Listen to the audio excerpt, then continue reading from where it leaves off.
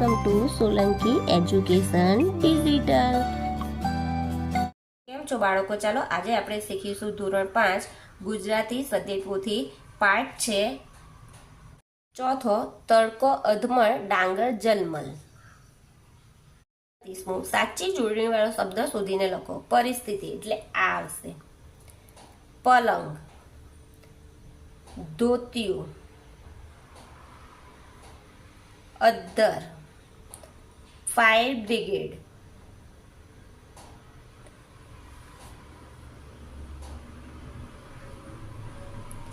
Building,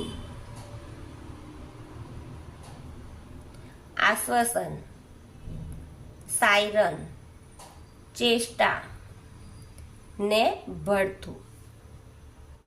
પ્રશ્ન 30. નીચેના શબ્દ માટે એક એક શબ્દ લખો.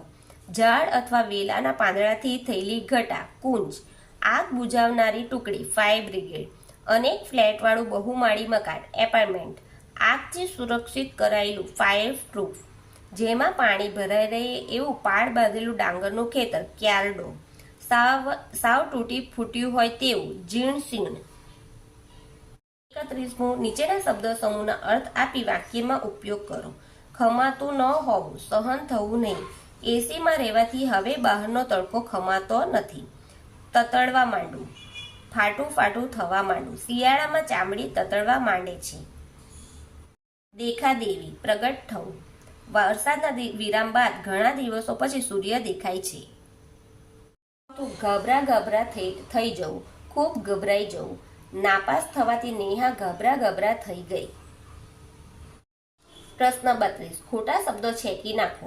ગઈકાલે મેં ચોકલેટ ખાધી તો આ ખાઉં છું ને ખાઈશ ચેકી નાખીશું. ગાય રોટલી ખાઈ, હતું ને હશે ચેકી નાખીશું, ખાય છે. અત્યારે અમે 5મા ધોરણમાં ભણીએ છીએ. આ બે શબ્દ ચેકી નાખીશું. આવતા દિવાળી વેકેશનમાં અમે સૌરાષ્ટ્ર ફરવા જઈશું. આ બે ચેકી નાખીશું. ગયા વર્ષે મારાથી કેરીનો મુરબ્બો સારી રીતે બન્યો નહોતો. મારા ફુવા આવતીકાલે ગાંધીનગરમાં હશે. 33મો પ્રશ્ન. ક્રિયાઓ દર્શાવતા શબ્દ નીચે લીટી દોરો.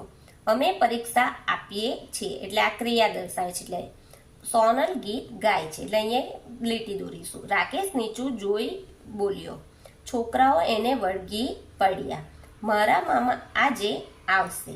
અમે સાંજે પતંગ ચગાવીશું.